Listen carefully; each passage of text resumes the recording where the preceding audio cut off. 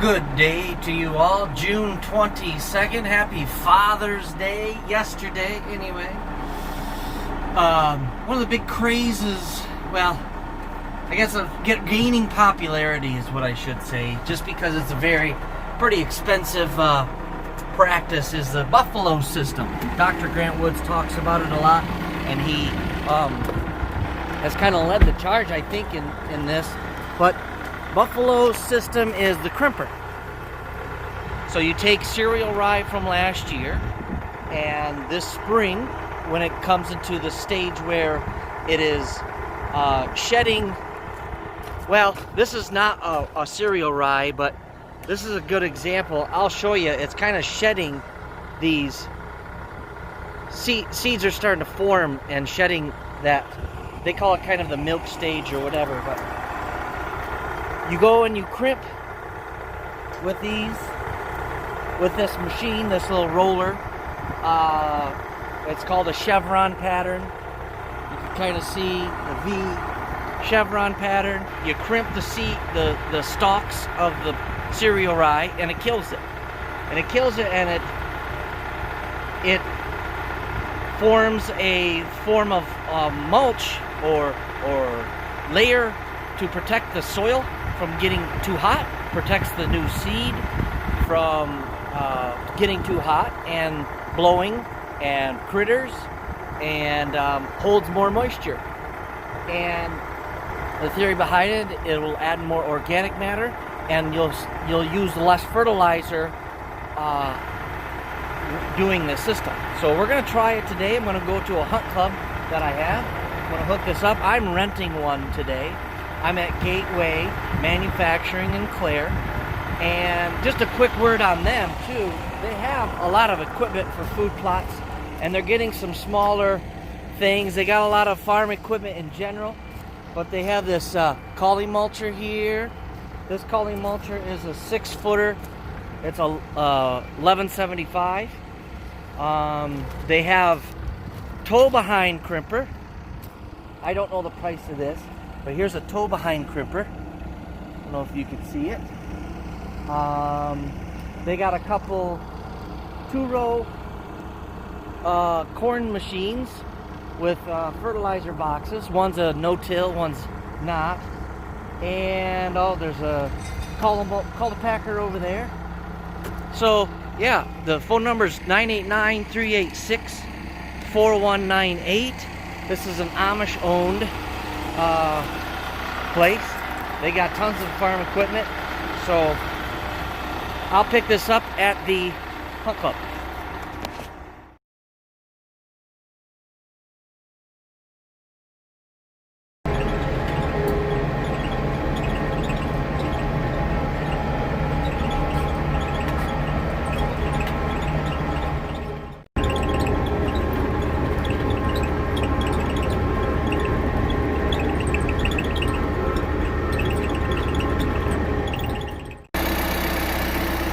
Alright, on site here, and I expected to see a lot more cereal rye than I am.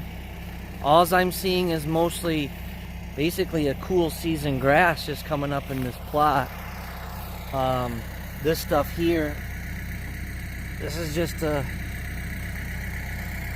I didn't plant it.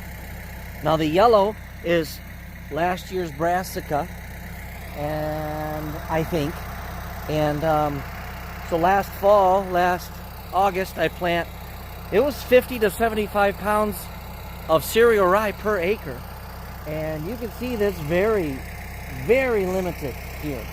To get this to work, this cereal rye, and you can see it's shedding there, the sheaths. To get this to work, that has to be really thick. You can kind of see it's matting down just the grass that's here, and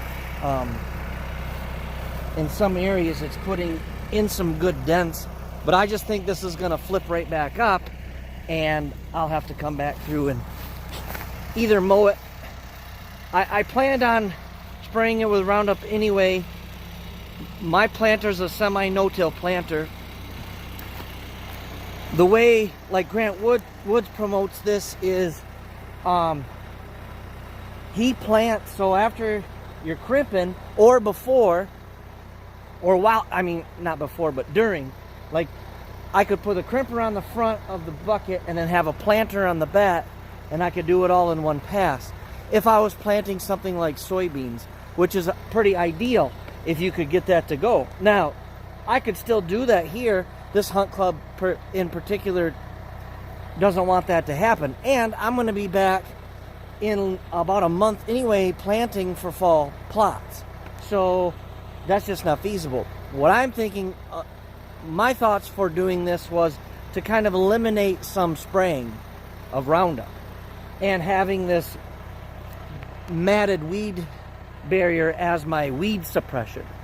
So it's not working on this plot. I'm just experimenting. I'm gonna do it. I'm gonna look at the other plots. Hopefully the rye is thick. In all reality, this plot would need to be sprayed off and then cully mulched or worked up, but that's probably not going to happen either. Okay, really quick, I've checked all the plots out. There's 9 different plots at this piece of property, and they're all about the same. They're all hardly any cereal rye standing at all. Nowhere near enough. Deer flies are everywhere. Nowhere near enough to crimp and get to our objective. So I'm gonna shut her down, take it back, come back with brush hog and glyphosate and spray these down, and then I'm probably going to work these fields up. Okay, so where I was, 3 reasons, and it could be a combination of them all. The competition. So this grass, cool season grass or whatever this is, could have outcompeted it and choked the cereal rye out. And when I plant in the fall, when I plant in August or end of July, I plant brassica mix with it. Brassicas are turnips and rape and rutabaga and kale, and I also threw in some radishes last year too. Some places had some red clover in it as well. I don't see any of that.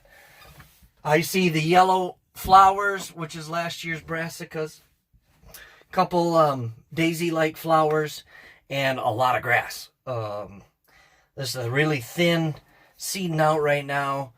So those are the 3 reasons. Either the deer ate them off, the competition of the what's come up here, and planting the brassicas with it. It's not just a straight rye.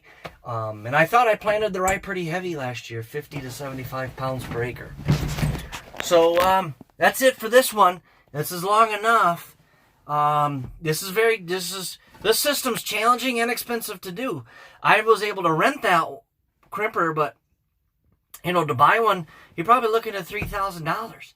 Those pull behinds are a little cheaper. Now, I see Dr. Grant Woods is using a foot one for micro plots. You can go out there and get something to crimp those plots down. You can make it with a board. He was using a board, and I think with some metal things on it to crimp the stems every 6 to 7 inches, something like that. So you could try that first. Maybe experiment yourself and see what happens. Hey, thanks for watching. Sorry it's a little winded and it didn't work, but that's the way it goes, and that's the way the cookie crumbles. And get outdoors, buy a license, even if you don't hunt. Peace, love, God bless.